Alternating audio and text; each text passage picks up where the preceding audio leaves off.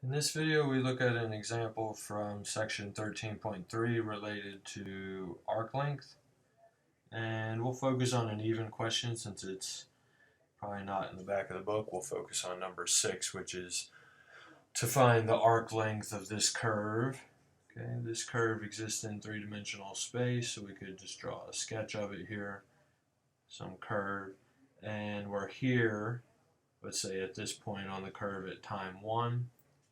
We're here at this point of the curve at time 2, and the goal of this question is to compute the necessary integral to find how long this curve is here. That if we were to stretch this curve made out of a piece of string and stretch it out and lay it next to a ruler, how long would that curve be in inches, for example? Okay, so let's go to the next page and we'll set this integral up, write down the curve we need to do, and we'll check our answers on the computer. Okay, so for example, the curve we had, this was section 13.3, number 6. Okay, the curve was given by r of t was equal to, hold on a second, where'd that curve go? Yeah, there it is. 6t cubed minus 2t cubed and then minus 3t cubed, otherwise known as 6t cubed in the I direction minus 2t cubed in the j direction minus 3t cubed in the k direction. Okay, and we knew that the arc length formula was the arc length of a curve from time t is equal to a to some time t is equal to b is just the integral of the speed, integrating with respect to t. Okay, so to find the integral, we need to first find the velocity. And the velocity is pretty straightforward. It's 18t squared minus 6t squared, just taking the derivative of the position vector of the curve. Okay? Therefore, the magnitude of the velocity is going to be the square root of v dot producted, the velocity dot producted with the velocity, which leads to the square root of 18 squared t to the 4th power plus 36 t to the 4th power. Let's extend this square root a little bit further, t to the 4th, and then plus 81 t to the 4th power. I don't know 18 squared off the top of my head. We'll do that in a second. The key thing to remember here is that both of those, to do a little bit of algebra here, they all have t to the 4th in them. Okay, and t to the 4th comes out in front of the square root as a t squared. Okay, there we go. So what we need to do to find the arc length now is to integrate the velocity or the speed here, integrate the speed from 1 to 2 of t squared and then whatever that number is right here. We'll fill that in a second. And then we need to integrate with respect to t. Okay? Pretty straightforward integral, I think. The fundamental theorem of calculus, we integrate from t squared to get t cubed over 3, evaluated from 1 to 2, and then the number got to come out in front of the integral symbol, so that's why we'll just integrate that number.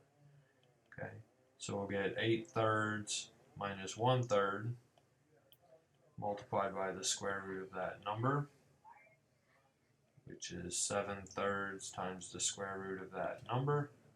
And we'll go ahead and get that answer over here on our calculator. Okay, just need to compute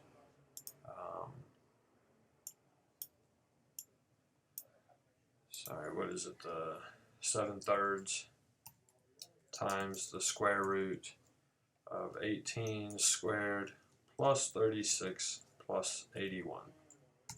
Okay, and the answer comes out to be 49. Okay, so We could check our answer on the computer even further. We can ask the computer to help us with the integral, okay, by defining the position vector as a function of t. The position vector was 6t cubed. Let's go back here, 6 times t cubed, negative 2 times t cubed. If you need any help with the integrals, okay, the computer can help you out as best it can. Minus 3 times t cubed. Okay. There's the curve r. The velocity, okay, is the derivative r prime at t. Okay. So now there's r, and the thing below it is the velocity. Okay. You can compute the speed is equal to the square root of the velocity dot producted with the velocity.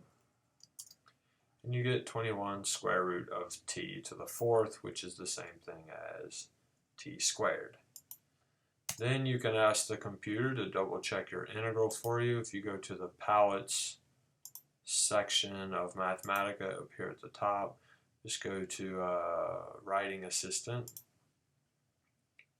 And under the typesetting part, the typesetting feature, you'll see some little widgets here that you can click to, for example, put in an integral. So if you put 21 times t squared, put parentheses around the integrand, we're integrating with respect to t, and we're integrating from 1 to 2. If you hit Shift Enter, you get 49 from that integral. Okay, so that's one way to compute the arc length. Okay, another way to do this problem would be to find the arc length parameterization via the formula S. S is equal to the integral from 1 to t of the magnitude of the velocity as a function of some dummy variable, say z dz. Okay? And then what you would get here is some function of t, right? And to get the arc length from z is equal to 1 up to z is equal to some time, you would get here, by doing that integral, a function of t. You could then take that arc length function and substitute z is equal to, say, 2, for example. And you would put 2 into there, and you would get a number which would be the arc length of the curve from z is equal to 1 up to your favorite value of time, which would be 2. And that should give you the same number, 49. Okay, so let's double check that now. Let's do the same problem we just did, but do it in terms of the arc length parameter formula instead. So let's add a page below. Let's recall that our curve r of t was 6t cubed minus 2t cubed minus 3t cubed. And then our velocity is a function of t, not a trick question here, 18t squared minus 6t squared, the same thing as it was before, minus 6t squared. Let me double check, make sure I got these numbers right. That was cubed, so it would be 9t squared. Okay, so therefore introducing a dummy variable z, we just replace all of our t's with z's. Okay, and find the length of the velocity. This will be a function of z then. Okay, and it will come out to be the same thing as it did before. Okay, it will come out to be z squared times the square root of 18 squared plus 36 plus 81. Okay, and therefore when you compute the function s is a function of t, the integral from 1 up to some number t of z squared times the square root of that number, and you're integrating with respect to z, you'll get z cubed over 3 from 1 to t of the square root of that number. Okay? So you'll get t cubed over 3 minus 1 over 3 times the square root of that number. So here is s as a function of t. Okay. Now if you put s as a function of 2, this will be the arc length from t is equal to 1 to t is equal to whatever time t you picked here, to 2. Okay.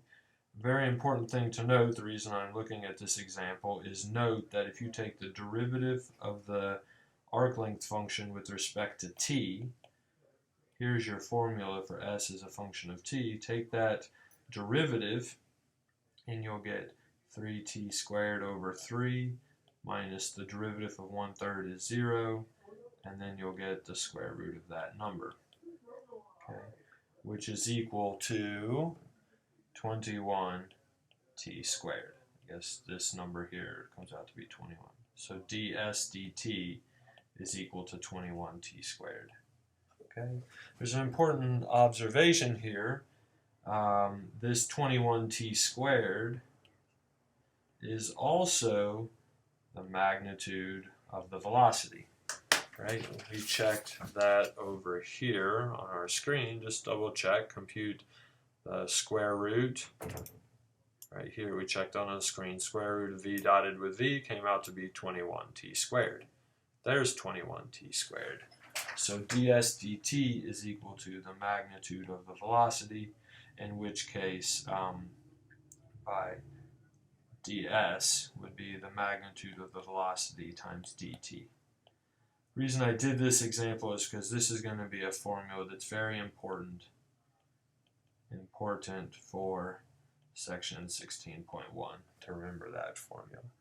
So there is example number 6 worked out, okay, from 2 different perspectives using the arc length function or just the arc length parameter function, or computing it just as the arc length formula. Okay, and so that was problem number 6. I'll leave the rest of the homework problems for you to try.